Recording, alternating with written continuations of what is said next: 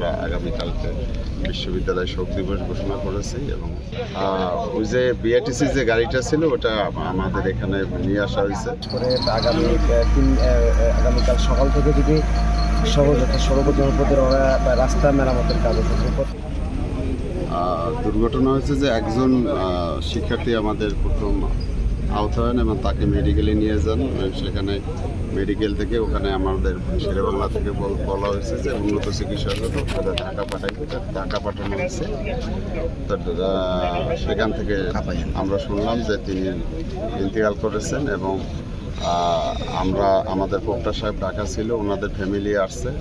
আমাদের তত্ত্বাবধানে ঢাকা থেকে তাকে তার বাড়ি ঠাকুরগাঁ নিয়ে যাবে এবং আমাদের এখানে যারা ওরা সহপাঠী আছে তাদেরকে আমরা এই গাড়িতে পাঠালাম, বাড়ি যাবে এবং আমরা আগামীকালকে বিশ্ববিদ্যালয় শোক দিবস ঘোষণা করেছি এবং ওর মানে গায়েবানা জানাজা পড়ানো। সেটা আমাদের শিক্ষার্থীরা ওই যে যেটা দাবি ছিল যে আমাদের সামনে যে রাস্তা ভাঙা সড়ক ও জনপথের রাস্তা, ওই রাস্তাটা ঠিক করতে হবে এবং আগামীকালকে থেকেই কাজ শুরু করতে হবে। হ্যাঁ, তো ওনাদের সাথে আমি আলাপ করেছি, ওনারা বলছে যে আগামীকালকে থেকে কাজ শুরু করবে। সেই আশ্বাসের পরিপ্রেক্ষিতেই এই মানে ওরা রাস্তা ছেড়ে দিয়েছে।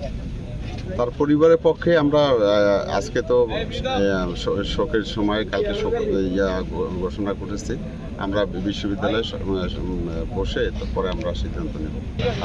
ওই যে বিআরটিসি যে গাড়িটা ছিল ওটা আমাদের এখানে নিয়ে আসা হয়েছে। পুলিশ আমাদের এখানে এসে রেখে গিয়েছে এবং ওনারা এখনও মানে যোগাযোগ করেনি। যদি যোগাযোগ করে তখন আমরা ওনাদের সাথে আলোচনা করে একটা সিদ্ধান্ত। মামলা তো অবশ্যই বিশ্ববিদ্যালয়ের পক্ষ থেকে যদি সুযোগ থাকে সেটা করা হবে। আমাদের ছোট ভাই বিশ্ববিদ্যালয়ের 23-24 সেশনের আরাফাত সড়ক দুর্ঘটনায় নিহত হয়েছে, আপনারা শুনেছেন। তার প্রেক্ষিতে আমরা 4 দফা দাবি দিয়েছি। দাবিগুলো আমাদের আলোচনা চলতেছে, দাবিগুলো আরও বৃদ্ধি পাবে। এখন প্রাথমিক অবস্থায় যে দাবি আছে, বিশেষ করে আগামীকাল সকাল থেকে যদি সড়ক জনপদের ওরা রাস্তা মেরামতের কাজ হচ্ছে, প্রতিটি বিশ্ববিদ্যালয়ের ছোটো ব্রিজের করা পর্যন্ত যে সংস্কার করার কথা সেটা যদি শুরু না করে তাহলে আমরা আরও কঠোর পদক্ষেপ নিতে পারবো। এছাড়াও অন্যান্য যে দাবিগুলো আছে সেই দাবিগুলো পূরণ না হলেও আমরা আমাদের পরবর্তী পদক্ষেপগুলো নিব। আমরা আলোচনা চলমান। আমাদের দাবি ছিল চিকিৎসার সমস্ত খরচ প্রশাসনের বহন করতে হবে, ফুটপাথ নির্মাণ করতে হবে। একই সাথে আপনার হচ্ছে রূপাটিলা টু বিশ্ববিদ্যালয় বাস সার্ভিস চালু আর আপনার রাস্তা সংস্কার, এই 4 দফা দাবি ছিল। যে দাবি এখনও 4 দফায় আছে বলে আমরা মনে করি না।